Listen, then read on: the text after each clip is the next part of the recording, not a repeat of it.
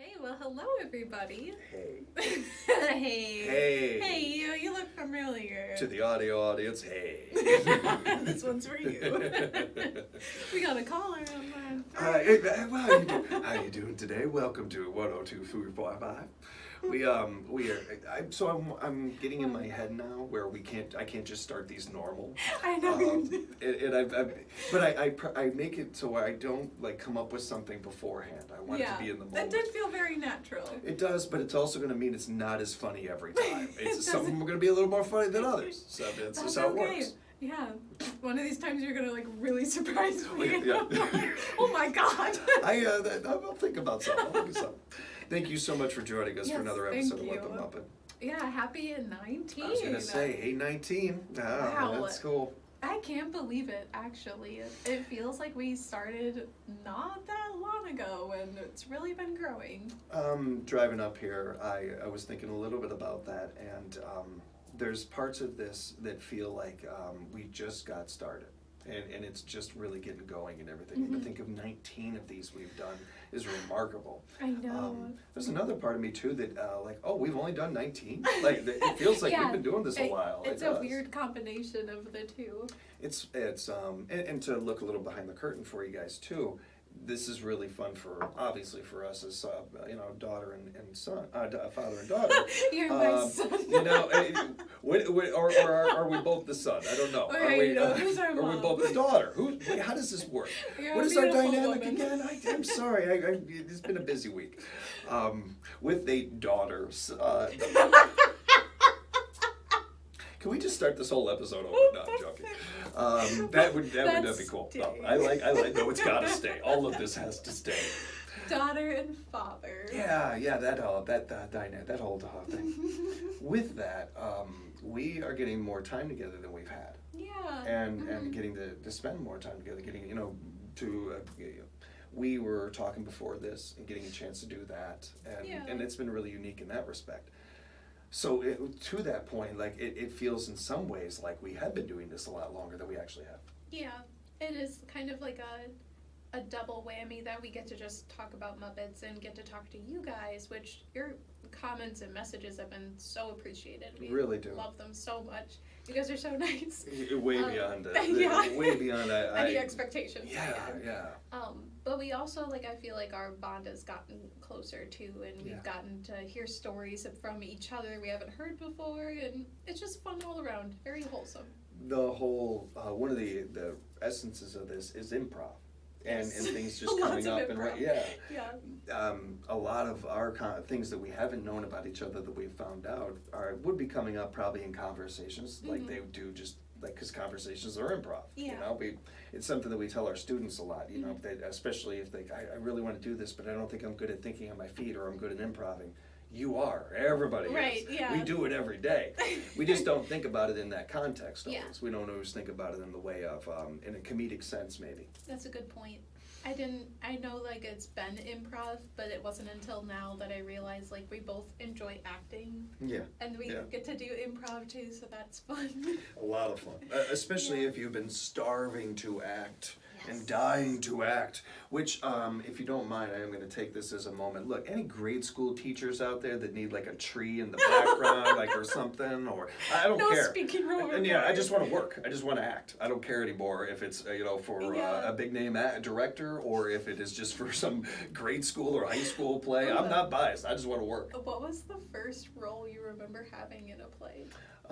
Well, because I'm insane, I remember every role. Of course you do. And the very first role I ever had, I was Santa in a Christmas play.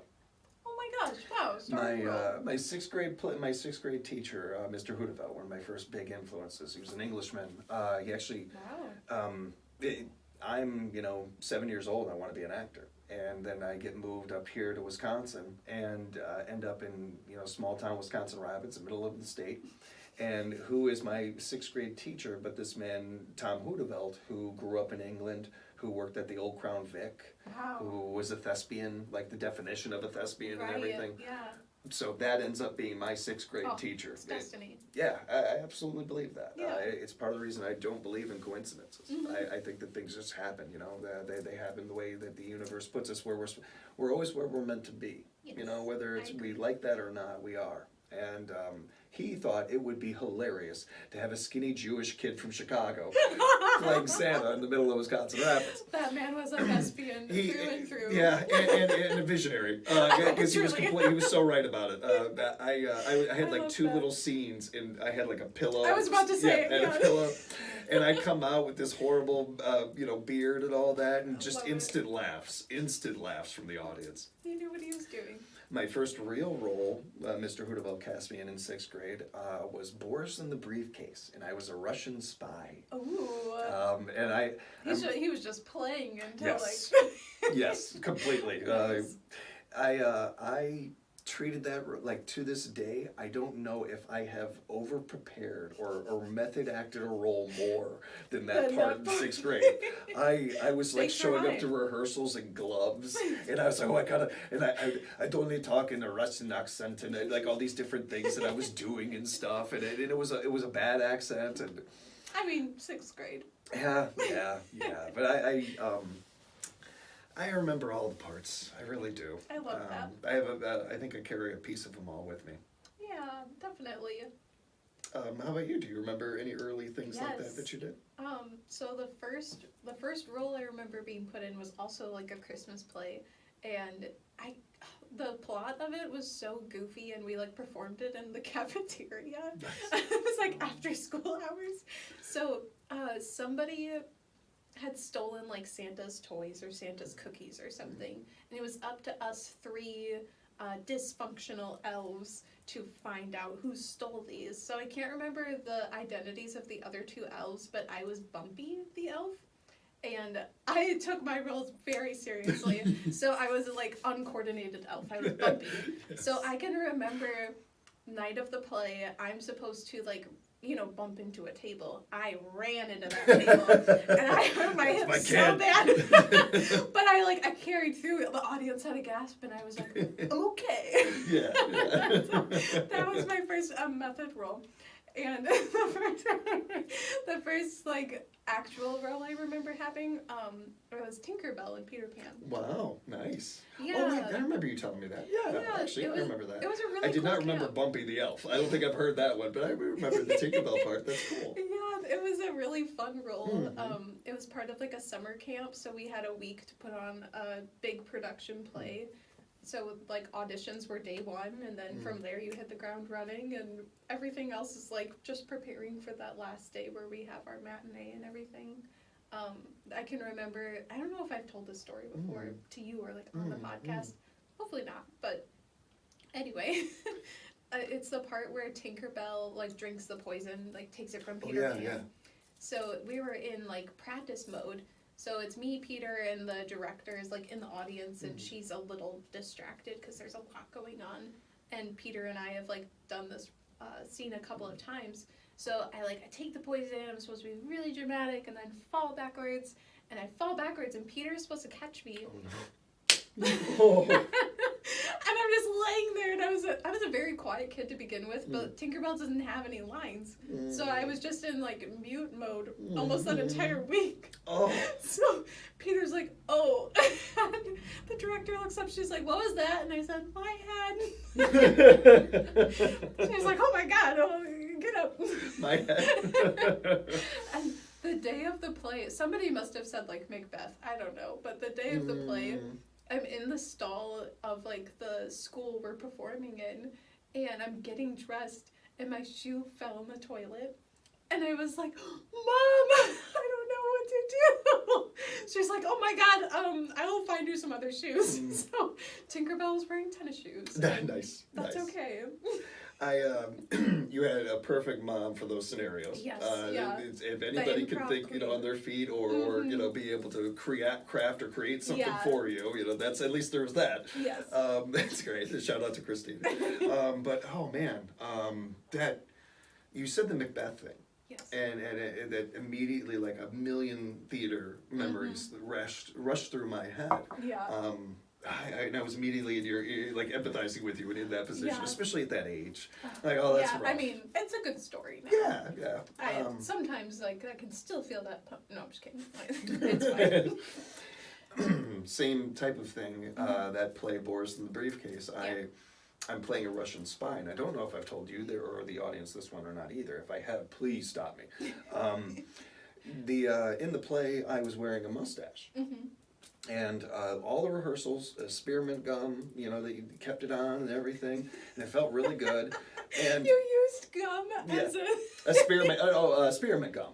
It's a type of like theater, like almost. I did not know that. I thought you had chewed a piece of gum, just slapped it on your face. I do like that almost better. I wish that that sounds like was a 6th grade It thing. does. To Oh do. yeah. But this mustache is working, and the first actual play, I'm out there, but they actually have the lights on now. Okay. So it's a lot hotter on stage, and things are heating up more. Yes. And my mustache, the spearmint gum under it, I shouldn't say that so flippantly. For those that don't know, that's something that in theater you tend to use to keep these prosthetics on and everything. It was working, and I go out on stage and I deliver my first line, and the mustache doesn't just fly off. It does one of these like loop-de-loos in front of me, like it's almost like just to taunt me, just like right in front of my face. In the wind. Yeah, it just falls to the ground, and I can hear as I'm looking down at it, I hear the audience like that, and I have no idea what to do. Right. And so I raise my head, and I put my finger under my eye like this, and I just keep going through the scene and everything, and everybody's laughing, and it's hysterical. Right. What can you do? But to me, I don't think it's I wasn't trying to be funny. I was trying to like cover my bases here and stuff. So to the podcast audience, I put my finger under my nose like a pretend mustache. Yeah. And it's one of my favorite memories of theater now. Absolutely. In the yeah, moments, that really is improv, like thinking on your feet. Well, I think it saved me because I don't know, almost 20 years later, I'm in the play And Then There Were None. One of the bigger roles I'd had at the time, and I'm playing Captain Lombard, and he's kind of the sort of hero, sort of anti-hero of the play and everything. And the play, spoiler alert, play can't end unless Lombard kills the bad guy. And I'm not going to say what the bad guy was or anything, but the play for us ended with me shooting him. The gun goes off. We had an old gun because our director was great, Tim Ball. Shout out to Tim. And Tim wanted to use old props and everything, so the gun we were using was working very well, and this is like the 4th or 5th show.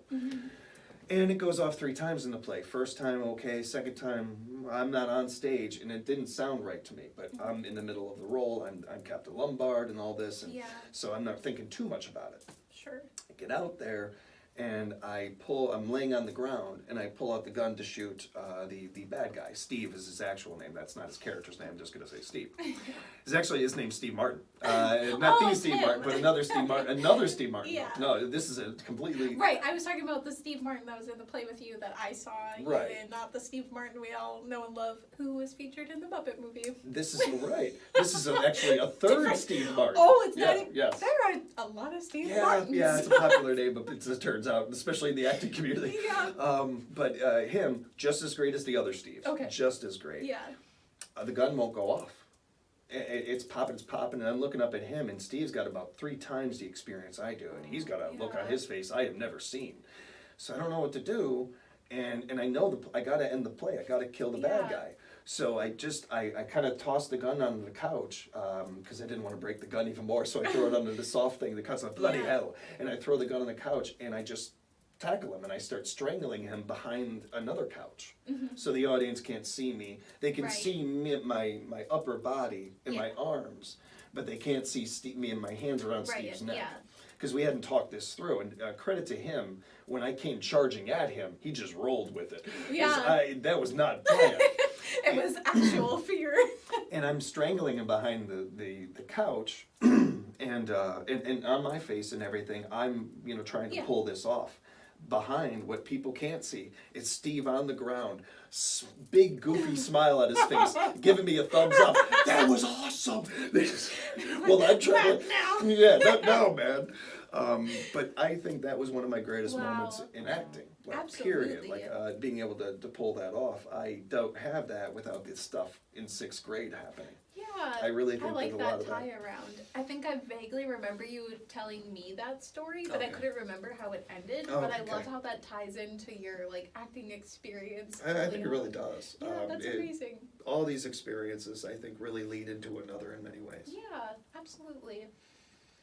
Oh, hey guys. Oh, wow. We're recording a podcast. I completely forgot about that. No, joking. We didn't forget about you. We didn't forget about you.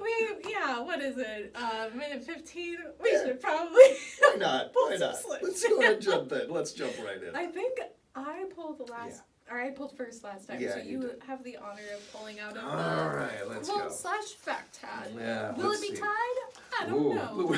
We're going to find out together. Let's see what we got here. And it's a quote.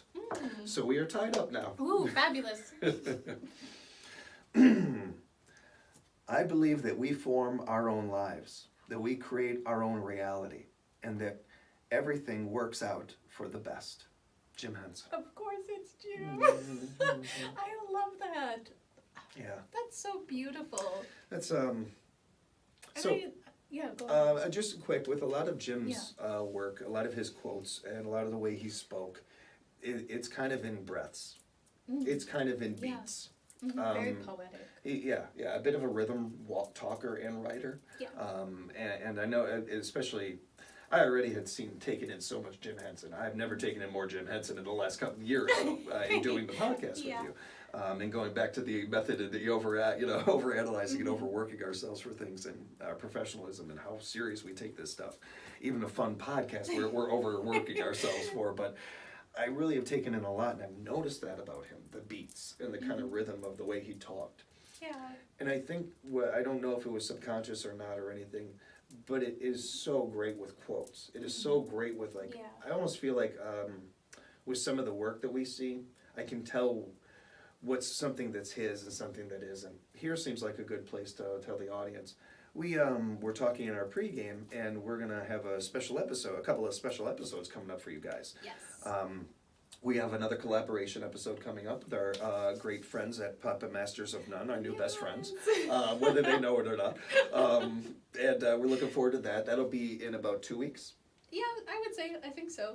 And then the episode after that happens to premiere on Christmas Day. Yes, it's just a Muppety year. Yeah. So we're going to take that day off. No, of course not. No. We're going to give you content. Yeah, we're going to give you something to look forward to on your Christmas Day, along with all the other things to go along with Christmas. Yes. Now, a little different episode, though, because while most of these, we have no idea what this episode, who's going to be featured in any of these episodes, that one we're going to feature Emmett Otter's Christmas special. Yes, yeah. The wonderful Christmas special that Jim Henson and his company and his team did back in 1977.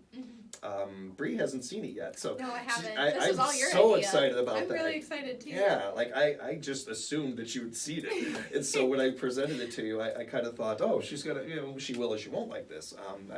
It's gonna be really fun to be able to do kind of we're the same episode where we're gonna put Emmett and that whole collection in each hat and put them through these scenarios, just like we do with every other episode. But it's this time the improv will be taken out of it as far as who the featured guest, if you will. Right. Yeah. I've kind of looked at it that way in some ways, as whoever the Muppet is that we're doing is kind of our guest. Yeah, I like that. Yeah. So we'll be doing that for the Christmas episode. And if you guys want to watch that too, so then you can kind of play along with us at home. Yeah. That would be awesome. And if you have seen it or you're about to watch it, you, along with me, are going to be able to sit back and wait for Bria. I think one of your favorite Muppets is going to show up in this. Really? Yeah, I think there's a Muppet in it that you're really going to like. They're not in it that much, but I think that there's one you're going to really like. Oh my gosh. So I'm very excited about I'm that. excited too. I was going to start guessing, but I'm just going to leave it. I want to leave it. So with all that, we have some stuff for you to look forward to, and I will bring this back to the quote. I know you will.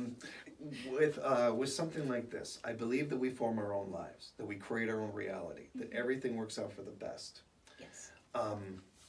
We just got done saying we're always where we're meant to be. That's exactly what I was thinking. And I think a lot of this comes to that, in many ways. Yeah. With these episodes we have coming up, with the way that we plan improv, I mean, think about what we do here. We are planning improv. We are trying to have in entropy, we are trying to have a little bit of, planning in entropy.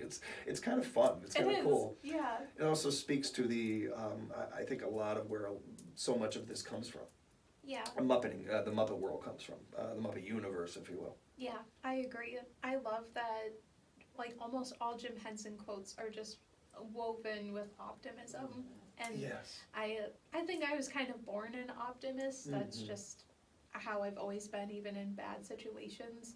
So hearing a quote like that, I feel like if my heart had to have like some kind of motto encrusted into it, I feel like that would be very close to it. I love that you take that from me as somebody, and of all the things we don't have in common, that may be at the top of things. I'm very happy that you are not like me on. I think the world needs more optimists, and we're better off for you being one and having more of them. Oh, thank you. We got enough realists. We got enough cynical people. Yeah. With something like that, the quote itself on its own, just reading it personally, reminds me of this. But you are a living embodiment of it for me. I'm not as cynical as I think. I'm not as much of a realist as I think I am, as I've always felt I have been. You remind me of the things that I have already in me. That's really sweet. That I don't think I realized I had until we really started talking more and spending more time together and everything. Yeah. It's not. I give you credit for that. I do want to give your brother and sister credit as well too, though, because it really started there when I started reconnecting and talking with them a lot more. Yeah. I started to see more of it in me. Yeah, we got a good team here. We got a good team. Yeah, I got some good genes. Now you put your moms together into this, and bam, that's a heck of a creative collection right there. Yeah. I love that quote. That's really too. good. I think it's a beautiful quote for us to start out on. Yeah, and I'm glad you included it in there. Nice job. Thank you. Okay. Ooh, here we go. The Muppet movie. Two fingers or one finger better? And I also don't want to make it too loud on the microphone. Distant drum. Yeah. One fell out. Oh. Okay, here we go. Who's it gonna be? Oh, it is a bit of a niche one. It is Dr. Phil Van Neuter, the scientist who is featured in the Muppets from Space. Oh, Remember? right. Where he's gonna do Gonzo's brain surgery. Mm-hmm. I don't remember him being super featured in other things. That's what I primarily know him from. Yeah.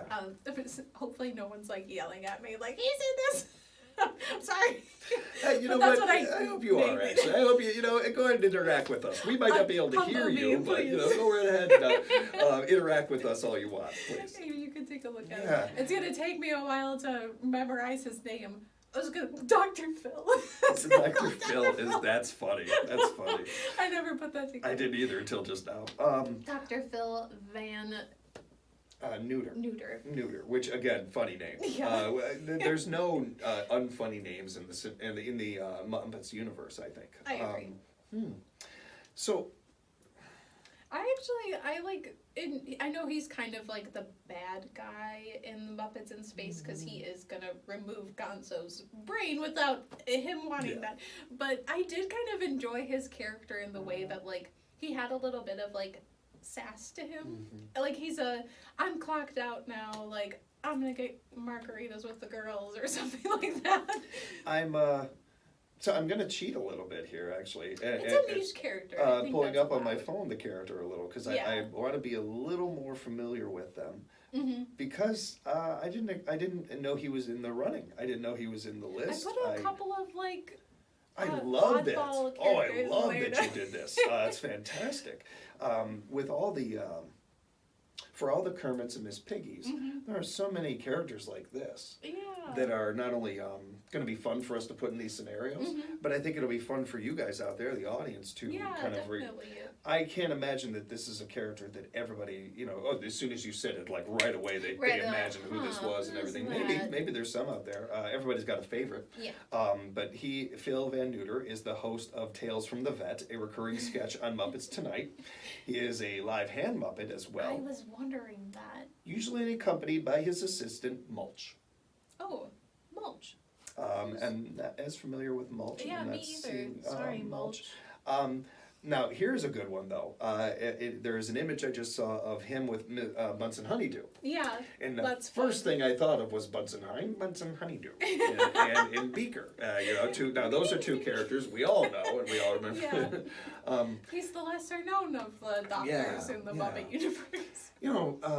Almost every show like this or in this that has such a wide age range that it is trying to hit, you need a mad scientist of some sort. You need that in there a little bit. Yeah, it's just fun to play with. Dexter's Laboratory, a little, something like that. Something along those lines. It's fun. Yeah. How would you describe his exterior? He's kind of like tall. Absolutely. I was going to say tall and lanky, and I was actually trying to find more descriptive terms because at first, and I'm like, no, yeah, I'm glad you said that because we don't need to. That's it right there. There's not a ton of Muppets that look like him that are as tall and stretched out, and I think with him too, his features are so much more featured. Yeah. And I'm a writer. But his ears are more presented. Yeah. He's a little all more of him is humanoid. more presented. Yeah. Much better way to put it, I think. Which we don't get with a lot of Muppets. There's one thing that's featured maybe, or they have big ears or big eyes or something. Yeah. With him, everything kind of stands out. And I find that to be a unique part of him. His hands, too. They use his hands much more. Very fun. Yeah, when I was recalling him in the Muppets from Space movie, I think that was the first thing I thought of was like how animated his hands were. Yeah. And his voice is like a pretty fun, too. It was... I'm not good at imitating voices. I'm not gonna try. But it's a fun voice. It is a fun voice. Yeah, so he's kind of like a lab coat, like you said, mad scientist or mad vet in this case, I guess. I like that. Especially for the Muppet universe. Yeah, that's a good one. It makes sense. It's a fun character. Yeah. So should we put Dr. Phil in the scenario? Not a real doctor, by the way, Dr. Phil. Really? No, not a real doctor. Wow. Like a doctorate or something like that. Okay. Yeah, my sister Sierra and I used to like video call each other and watch episodes together. I loved it.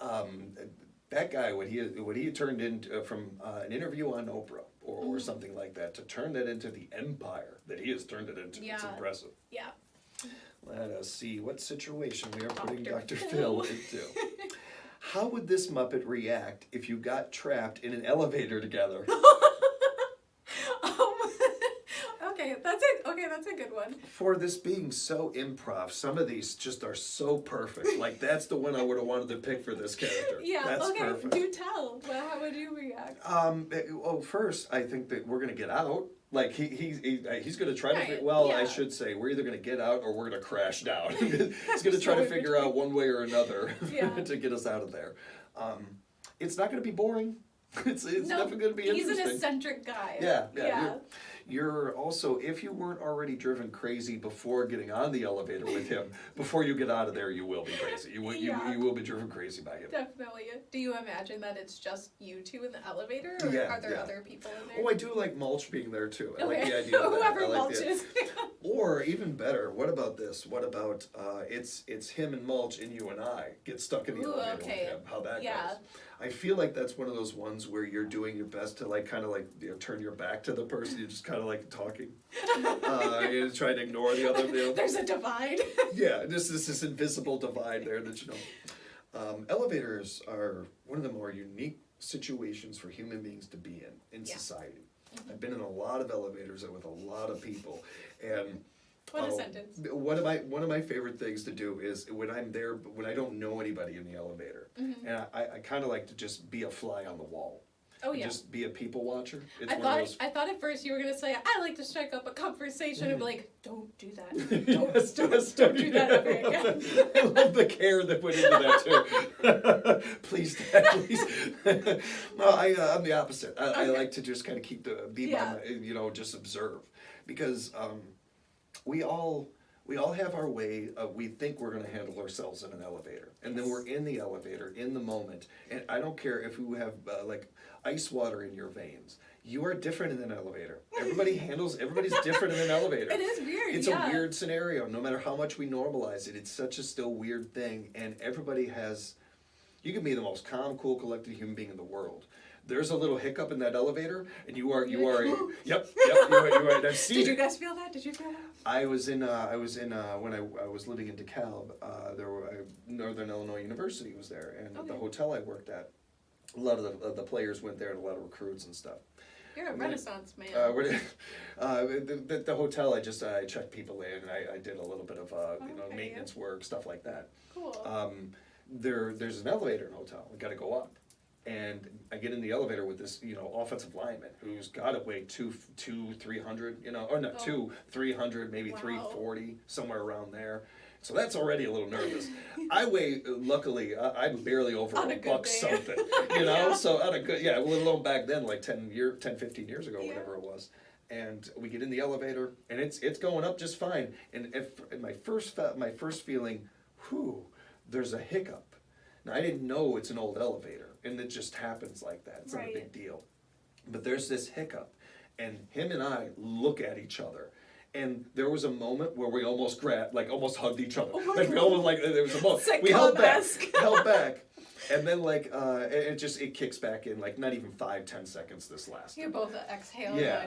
And as it's going back up, you can feel in the elevator the wannabe machismo trying to be creative. Yeah. So you can see the score of the game. Yeah. Good game. Yes. So elevators, huh? Kind of silly Crazy, thing. Yeah. Talk to you later. We didn't say one word to each other the whole time until that happened, that moment. Then all of a sudden we're both kind of trying to machismo comfort each other or something. Oh my gosh. But the hiccup that happened in that thing. Yeah. So elevator scenario, being in there with him, I could see some fun. I could also see it being one of those things where you build it up in your head and then you go and it's nothing. You don't even speak to each other. Right, yeah. So I don't know if it's just because I loved the movie, oh man, I loved it and now I can't think of the title. You've Got Mail. Yeah. Okay, I was obsessed with it when I was a teenager, watched it too many times on VHS. So the first thing I thought of was us four, with Mulch, being stuck in there in that scene where Tom Hanks and his, soon-to-be ex-girlfriend are, stuck in the elevator, and they're all, panicking at first, but then they, all sit down on the floor, and they're talking about what they're gonna do when they get out of there, and if they have any regrets and stuff. So that's kind of what I was thinking. I think that's more of the real, that's more actually of what would actually happen, I think. Yeah, I don't know, there's just something about that, a little scene of him in the Muppets in space that I feel I would have a glass of wine with him, not in any in a platonic way, obviously. Yeah. That didn't need to be said. No, maybe it did. Maybe it did. Thanks for saving your face. What I also like about that scenario is the idea of worrying about not being able to get out, and that. You kind of you going through the whole gamut of emotions of anger and then just getting the whole grieving process. Peace, and then just peace with it and everything. And you're just kind of sitting there in a zen moment when the elevator finally does open. You realize 5 minutes have passed. That's it. It's been hours. I could see him momentarily at first freaking out, oh my god, all of you need to get down. I need air and all this stuff. But eventually, I think we do get out just fine, and we trauma bond. Well, that's the other part of it too, and I hadn't thought of this. You never would get stuck in an elevator with somebody you want to. When I said about us being in there, that would not happen. Right. You and I would never be stuck in an elevator. I left something. I left my phone in the car. Yep, and you'd get stuck in there by yourself or something, which is actually a funny inside joke. Because it just never, in movies, TV shows, any scenario we're talking, real life, anything, nobody ever gets stuck in an elevator with somebody they want to be stuck in an elevator with. It just doesn't happen that. I think there's something about the design of an elevator, the actual physical building of it. It's physically impossible. I'm going to ruin your day. That's a good one. That was a good scenario. That was I like that. All right, Dr. Phil. Mm-hmm. Let's see the would ya hat.